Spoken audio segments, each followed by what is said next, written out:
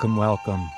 Take a few moments to get settled in here as opposed to the typical catchy YouTube intro. It's taken my whole life to get to this moment here upon my own Appalachian mountain. This time of year, we start to prepare for the harder 6 months from the fall to the spring equinox. Today, of course, we'll be talking about a solar eclipse joining our fall equinox northern hemisphere. Now in these videos, we talk about the nature of the times, and it's a Mars-Chiron opposition today, so I've got my fancy microphone so I can hopefully talk in a bit of a more gentle and a calm way in such a trigger-sensitive time. Now, all I ever use is evolutionary astrology as taught by Jeffrey Wolf Green. And we are honoring our teacher this year with a legacy conference, of which you can sign up for at jwgaea.org. I'm very honored to be teaching on his legacy work, Pluto. All right. The usefulness in knowing the times we are in is a full spectrum. In evolutionary astrology, we understand that people, just like space-time, is potential, but it's archetypal. So when we talk about Virgo, which is so much coming up, simply reflected by the stars, by the nature in which we live, nobody can make this stuff up. These eclipses are activating the Virgo-Pisces polarity as we are culminating and completing a Pisces age. It's as if the air is dense, the time is thick, it's rich, and though that can be overwhelming, there's so much opportunity to learn, to grow, and to evolve, of which we understand is the reason for which we take this incarnation on this earth school, looking up to the great saints, the great inspiring, unconditionally loving souls. We tread the mill, we learn, we grow and evolve to hopefully move towards virtue. What is virtue to you? That's what the mutable signs, Virgo-Pisces, very much investigates. Did you know that where you are most afflicted, where you are most wounded, what you've been most left out of is where you can give the most, find your greatest medicine. Where you are broken is where the light enters. There's very, very deep spiritual underlying understanding that we can awaken to at this time, largely through the intense contrast between polarity, of which we see on this planet Earth. This is how everything works. This is the fundamental evolutionary astrology, which again, you can go on my school and watch the video on Virgo, which I made years ago, and just notice how all of these themes come up at this time. If you find that there's nothing being done out there, that's what you stand for, that what you represent, which could very well simply be goodness or helping your fellow mankind, you're going to be called into authority roles. You're going to be called into leadership roles at this time simply because we do live in a world lacking role models. And this gives us a hard time to know what to do in times of chaos, in times of uncertainty. Who do we follow? Who do we turn to? And what do we hold on to? What do we treasure as important versus what do we need to let go of? Which is the major theme in the Virgo-Pisces polarity itself. I like to say that this polarity is like a filtration system. Pisces is boundarylessness. If we have no boundaries right now, we are being thrown around like a leaf blown around by the winds of the world, the winds of society, the winds of other people, and it's going to be like there's no tether on anything. Virgo is healthy boundaries. And that's going to be the tether to the earth, the tether to ourselves. But as I said, we get a full spectrum with any archetype. So we'll talk about some of the good, the bad, and the ugly of Virgo. Because when you have too many boundaries, what is that? Intolerance. That's the shadow Virgo. Too much Pisces. We see people that just give themselves away, end up getting used by evil forces when they themselves are in their heart good. And this is how we end up losing goodness in this world. Good souls that lack discernment. We need discernment now to create these boundaries in such a way to hold and contain the essence that we want to hold and contain. In a way, this is our body. Virgo is the nervous system. It's where the body becomes electrical, which is why we can be very overstimulated at this time. My goodness, there's so much up with this eclipse. Venus square to Uranus around the same time. I mean, it is just unbelievably charged. And there's no way I could talk all day about it and still cover half of it. So Saturn retrograde just went back into Pisces. Today, Mars opposite to Chiron, Mercury is opposite to Saturn. Neptune. Today's Mercury is where the forthcoming eclipse will be this weekend. So we can really talk about and get into it here. First of all, again, the filtration system opposite to Saturn in Pisces is how much to hold on versus how much to let go of. Now, this is going to bring us back to the themes that we were exploring at the very beginning of this year. There can be a connection between this, the beginning of this year, connection between this and what's going on in 2020. And isn't that interesting to note? This is all space-time again. When you study the zodiac, that's what you're actually studying. None of this is made up. It's simply nature as it is. That's Saturn in Pisces, which Saturn's going to be in till next year, February. Saturn will station direct November 28th before moving back into Aries, February 13th. That's when there's going to be the first even birth pangs of the next system, structure, what have you. This year, pretty much through 2026, is more of a chaos and, what are we even going to do while the whole collective swirls in this chaos and in this tornado, which is certainly going to be affecting us all should we have any awareness or sensitivity in our bodies whatsoever. So again, Saturn Pisces brings this theme of how much to hold on to, how much to let go, and it can be tricky. I mean, the more pressure I put on myself to do the world's greatest video, and the more time as I have to set up this fancy setup, it's the harder to give the video. And this is the same with artists, right? Artist block tends to take place when we put the most pressure on ourselves, and man, are the pressures being laid on. And we have to bear in mind we cannot make clear decisions when we can't think straight.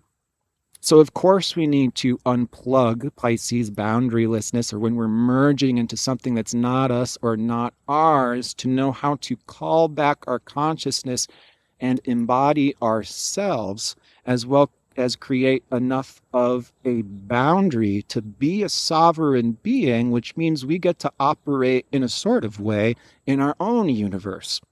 And in a sort of way, we don't get to decide everything that goes on in the total universe. So this is, again, this exploration of how much we're connected to what's around us. Everything is going to affect us, and we have control of our own bodies. We probably have control of our own immediate environment, and this is going to call us back to minimalizing, to simplicity, and that is where we're going to find our comfort, our joy, not just this time, but the forthcoming 6 months. As a solar eclipse is like a new moon that sows a seed for the coming 6-month period. So man, there's going to be so much Virgo, and this is a south node solar eclipse that can really take us back, as in back in time. And with Virgo, we're talking about 1,000 years ago, medieval times, and what was going on during those times, and what were the forces that were awake and aware, and what were they doing, because we're seeing a connection between what's going on at the very beginning of the Pisces age and where we find ourselves 2,000 years later. Why is there so much to do with the theme of Pisces, Neptune?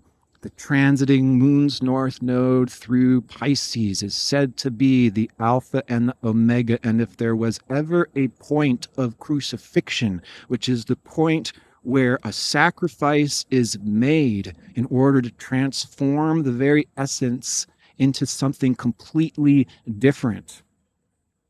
And most of us grew up looking at that crucifixion on the wall. It's an actual human torture on the wall. What's up with that? That is the scapegoat. That is the scapegoat. That is the sacrifice.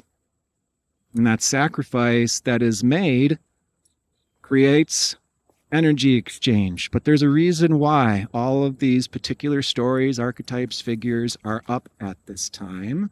My goal has always been demonstrate how real astrology is, to bring people into Jeffrey Green, whom I'm merely pointing the finger at, so that way there can be more evolutionary astrologers on this planet. But that's not all easy. To be a real evolutionary astrologer, you have to know all of history, you have to study all cultures, you have to know what's going around globally. And that's not everybody's thing. I mean, that takes a lot of learning and knowing, but if we want to help other people, you better believe we have to do that. We have to step out of our own backyards. We have to understand different cultures and even how different languages, how those languages affect the formation of consciousness. So of course we're not in the same consciousness depending on where you are, not just the time, not just the generation, but the culture and the place, to help people to understand others, to want to understand others, coming from a place of love, coming from a place of goodness and wanting to help out our brothers and sisters, our neighbors, which is a very Pisces thing that was very much said by the Neptune man himself. Respect others the way you would want to be treated. Now, fascinatingly, while Saturn's in Pisces, he's ruled by Neptune at 0 degrees Aries. The Aries point, the crucifixion point. I'm not merely saying these things. This is the actual 0 degrees, the end and the beginning of the zodiac, is exactly where Saturn and Neptune are now, exactly opposite to our forthcoming eclipse, which is the second new moon in a row to fall in the zodiac sign of Virgo, meaning that this eclipse is also aligning with the equinox point. And the day after our eclipse, the sun goes into Libra, which if you look at the glyph of Libra, shows the sun on the horizon, because on the equinox points, the equator is exactly aligned with the sun's incoming rays, so we get even day and even night. This is the most social part of the zodiac, where this forthcoming solar eclipse is going to take place. And I think that that's a rather important indication, because as I mentioned, the last new moon that birthed this whole cycle that we're still in, I mentioned, was quincunx to Pluto and has this incredible unsettling. Something is not right. Something is not right. Something needs to change. Whereas the forthcoming solar eclipse, thank God, has a bit more empowering aspects. And there is a grand trine in the air between Uranus, Pluto, and Mercury at the time of this eclipse. So it's Venus quincunx to Pluto this time, but we're dealing with eclipse at the last degree of Virgo. This is called the anaretic degree. 0 degrees, 29 degrees, these are all very intense signatures. This is undoubtedly an intense time. Since we're in between eclipses, this is the most intense time. That's why I've got the mic closed, so I don't have to yell too much in this trigger-sensitive time. 29 degrees Virgo, just before 0 degrees Libra, represents the objective reflection that we get back from others. If we were to use the lunation cycle as an example, this is the halfway point in between hemicycles where we have a full moon. And what does that full moon do? It illuminates, right? So the full moon is actually not the beginning of the cycle. It's the halfway point through a cycle that illuminates what that cycle is all about. It can start to show the beginning of fruits and what we've been working for. Why? Because it's the halfway points after the new moon. And it is therefore through polarity.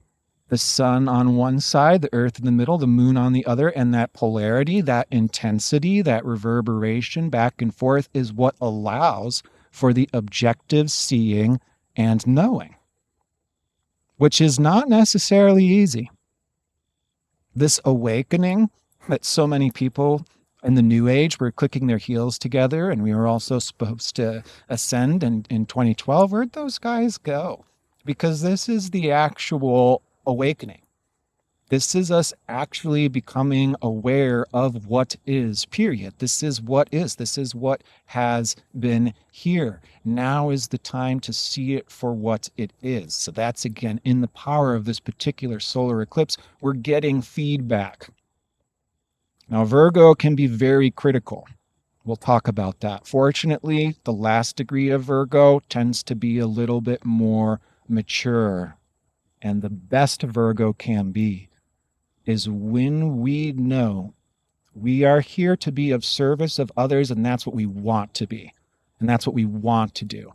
And nothing fills us up more. And so we ask others what they need, and we help others in measurable ways. Virgo is not just talk about it. Virgo is not airy-fairy and frou-frou the way Pisces can be. It is measurable. And it brings us awareness to what can improve by noticing what's not working, by noticing what's broken. And that's where Virgo can go very wrong, is when it can become masochistic, like how 1,000 years ago there was a group of monks known as the Flagellants that were cat and nine-tailing themselves in the back because of their own original sin.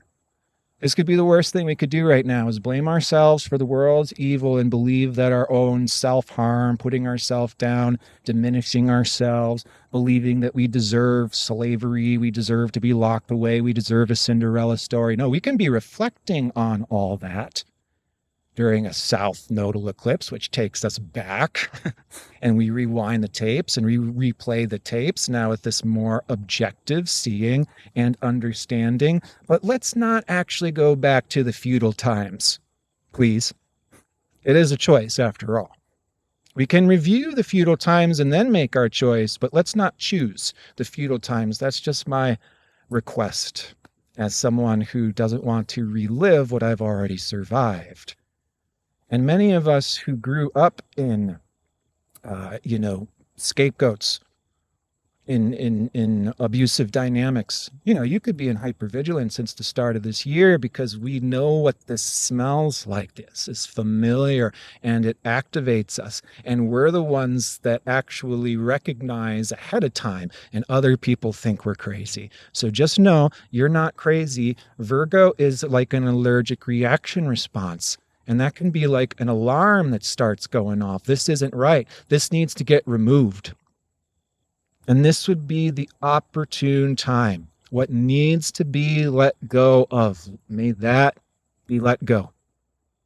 And what we need to bring in, may that be brought in.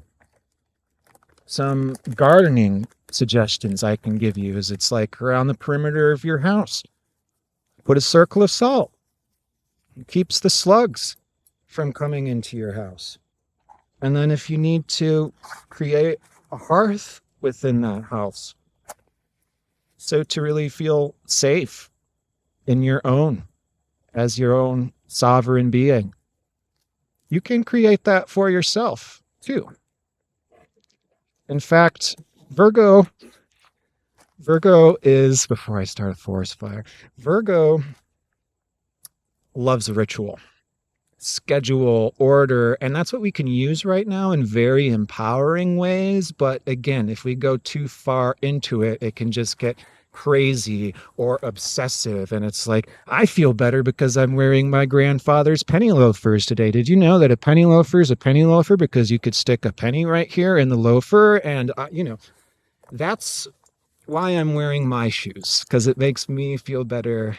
But if we get totally obsessed with the mundane, if we get totally obsessed with, yeah, I just go to work and do my little old thing, and I don't think outside of the little old word think that I do, and, slave away and just put a smile on and work, work, work, and don't pay attention to what's going on the outside. I don't encourage we get lost in that much Virgo, which again can also turn quite masochistic, and we start blaming ourselves for this world which is not perfect. I don't believe it's meant to be. I believe there's a hidden imperfection in imperfection. This is just an opinion here, but it seems to me like this is God's design, and we're made in God's image. We're a fractal flame of God's design, which is not perfect. Therefore, things can continuously improve. You see, there's a hidden blessing in things not being all finished and perfect today. They can continuously improve. There's an eternity factor in that, right? So this is what Virgo does: purification, removal of excess, washing our hands, getting clean. And yes, this can be a repentance in whatever way works for you. We have to return to our soul's innocence in some way, shape, or form to not get bogged down by this 1,000-year-old gravity that we deserve to be here only because of unconditional sin. That can be part of it. But honestly, everything that we're healing in the Pisces age has to do with that Garden of Eden myth. And the future age was even talked about in the Gnostic version of the Garden of Eden myth. It's all there. It's always all been there. And Virgo is a very interesting sign, being ruled by Mercury, the analytical. Analysis is usually associated with air, the mind, that does what? It functions through a divisionism.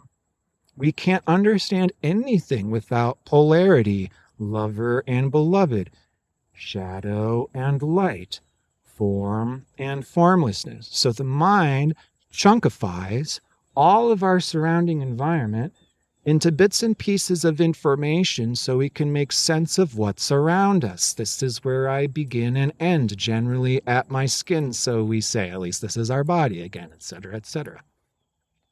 So this Virgo can be the purification. And here's another Appalachian ritual. You sweep all the way down the driveway out to the street.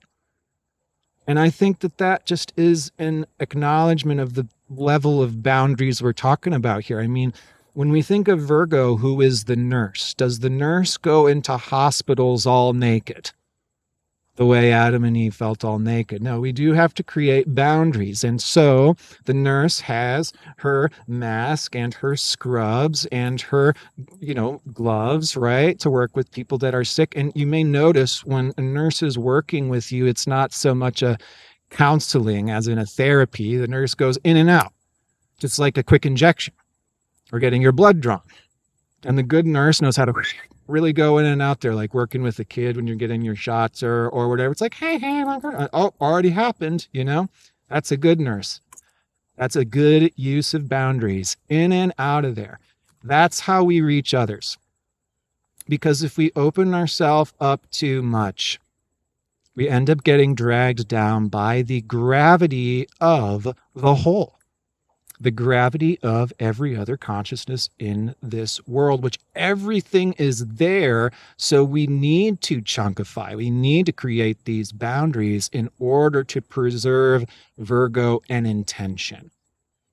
So the ritual, the intention, the movement, the being involved with the earth and all her diverse elements, air, fire, earth, water. This is how we ground ourselves. This is what our body is made out of. And this is how we can create, at least in our own bubble, a way of filling ourselves up. The same way as we can put a candle in the center of our hearth so we can stay warm and uplifted and keep our candle light aflame. so to touch, uplift, and inspire the hearts of others by spreading our love, our flame with them. Powerful stuff. Last degree of Virgo, I think we can actually get into a very mature Virgo, which is an understanding of, I'm not your slave. I am choosing to serve you because I love you. And because I love you, inform me of how I can serve you. How can I do it better? How can I improve? How can I get closer to that true role model? If you want to set the bar really high, Jesus Christ, I mean, that's setting the bar really, really high. So go for it. I say do that. Set your bar really high. Unconditional love. Forgive them, they know not what they do. Love thy neighbor as thyself. Treat others the way you would like to be treated. Really simple, easy Pisces age stuff, which after 2,000 years, we've certainly integrated. We totally got it, right? Again, full moon through dichotomy, through contrast, wakes us up to what is true. We don't just want to believe anything. We want to form true beliefs that are healthy and allow us to orient to other people and our life in a healthy way. So if we're going to set that bar high and have that level of inspiration, we're going to be incredibly loving in all of our interactions with other people. Even our enemies, we turn the other cheek, right? Because that was what was even taught about and what survived into our modern times. And yes, I did attend churches the first half of my life every weekend. So it is ingrained in my traditional upbringing, as it is many others here in this particular nation. And again, depending on where you are, the history, everything is different. This is the astrology for all people on the planet at this time. So we're all going to have unique experiences of Virgo. Too much Virgo's intolerance.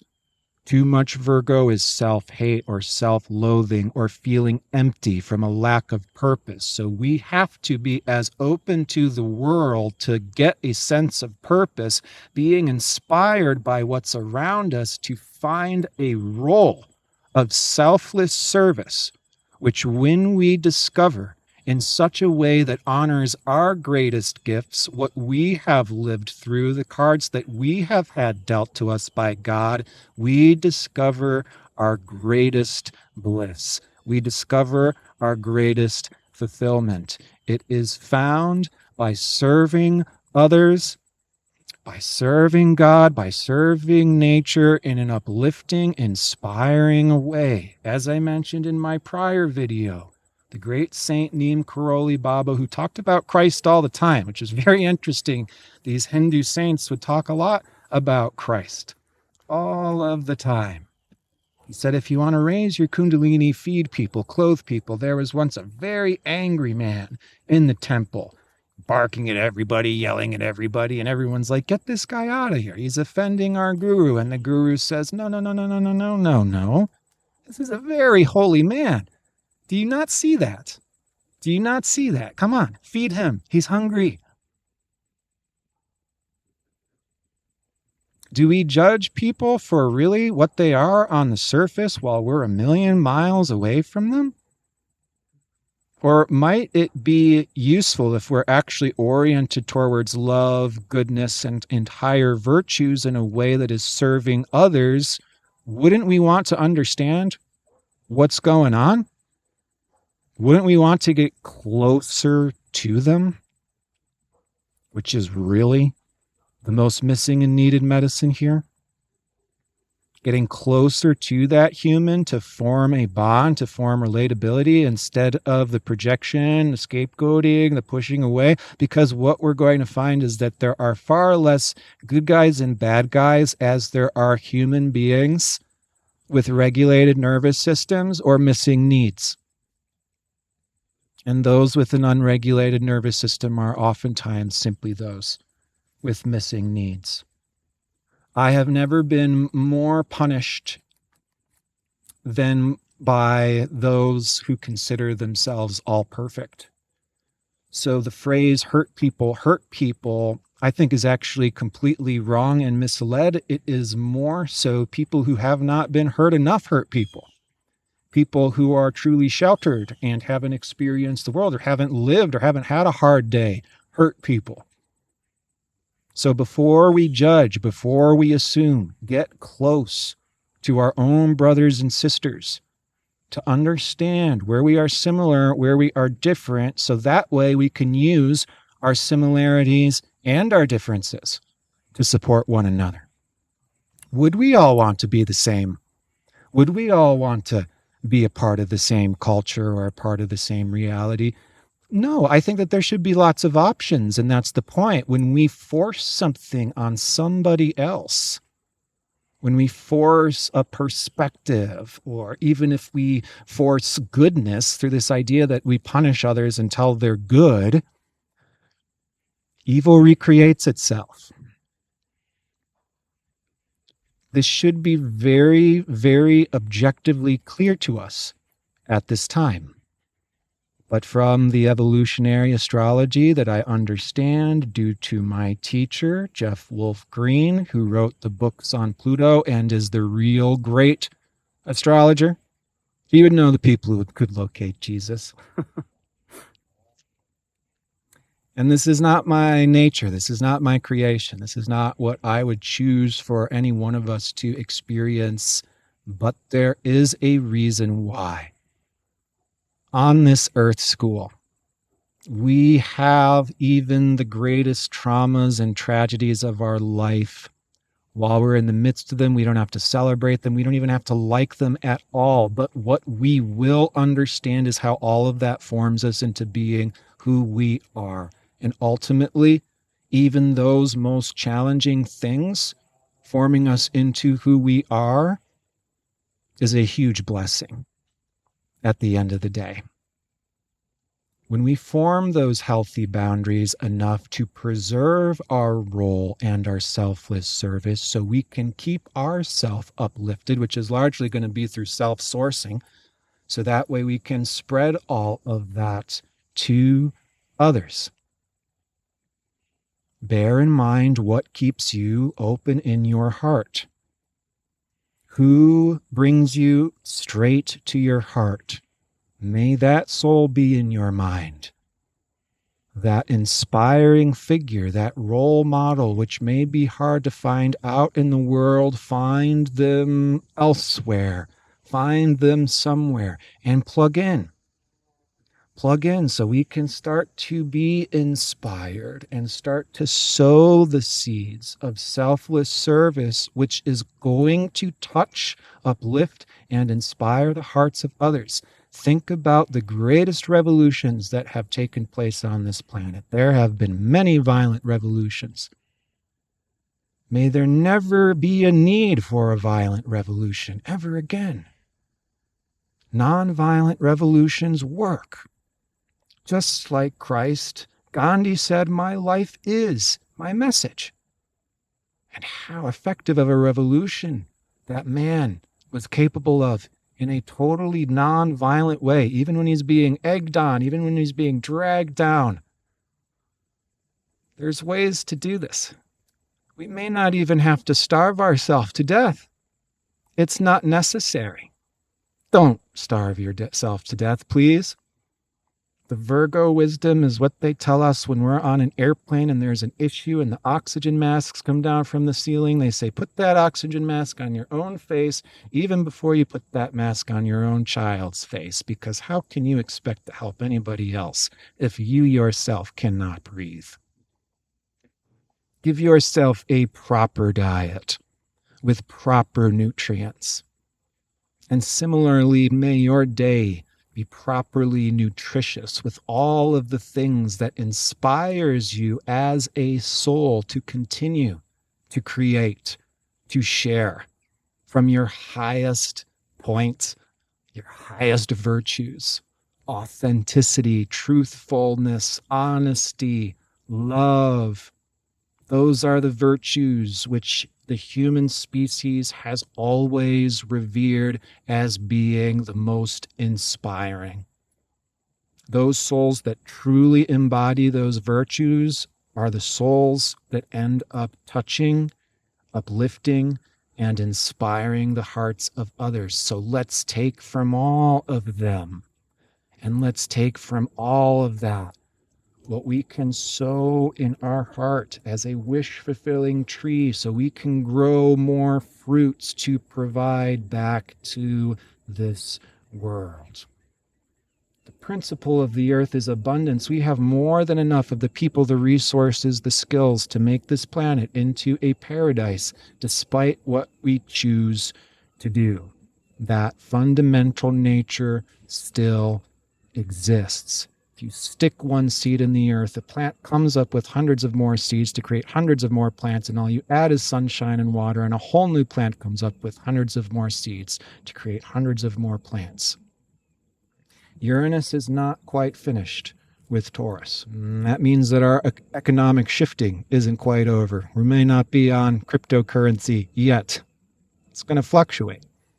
But this can also be the finalization of creating our own temple, whether that be in our own body, whether that be in our own home, or using the example of an altar space. And what do you fill that space with? What do you put on that altar? Is it photographs of your family? Is it photographs of the people that you love, the statues that you love, whatever it may be, the music, the incense that reminds you of who you are, tunes you in, uplifts you, so you can continue to do the good work that also uplifts you. Put on the music when the birds go away. Put on the bird sounds, as I always tend to do, because the winter time is the harder 6 months, typically, here in the mountains. Though I gotta say, it's going to be a rather hot winter this particular year.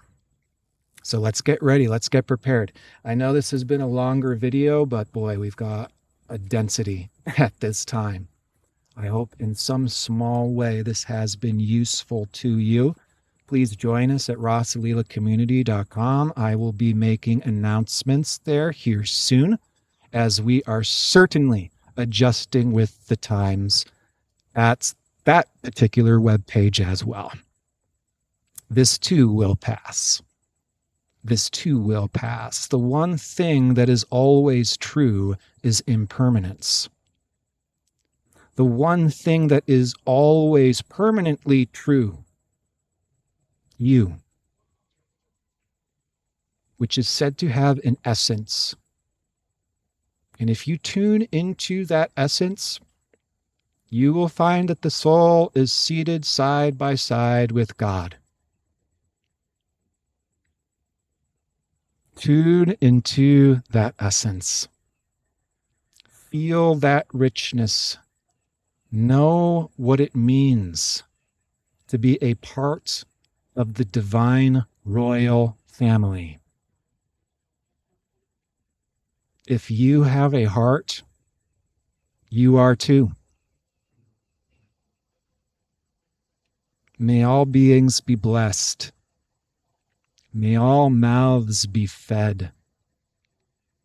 May all have somewhere safe and stable to sleep tonight.